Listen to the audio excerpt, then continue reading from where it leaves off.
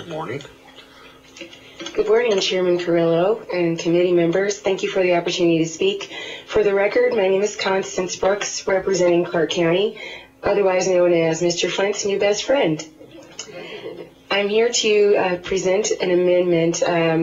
We worked with the sponsor, and I met with Mr. Orenshaw a couple days ago to express our concerns with the bill, and then following that, had the opportunity to meet with Mr. and Ms. Flint and discuss their issues with regard to the allotment of time provided them in public hearings to state their opinions.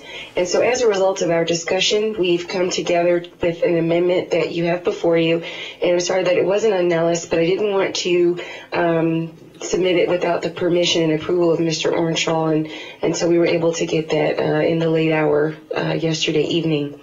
The amendment particularly states that with regard to Section 1, we would like to change the language such that it would be rewritten to require a public body to make a reasonable effort to allow competing views to be expressed on items on the agenda of the public body that the public body determined the public should be heard on. And we just would like to acknowledge that there are issues where the public is very passionate and would like to have the opportunity to speak, and that our commission is committed toward making certain that everyone is heard.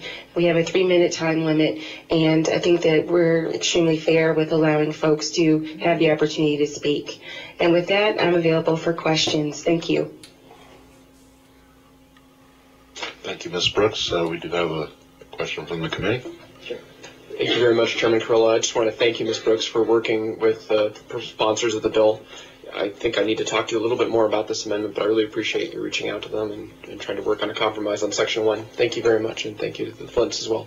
Thank you, Mr. Vice Chair. I look forward to talking with you about it. Any other questions from the committee? Seeing none, thank you.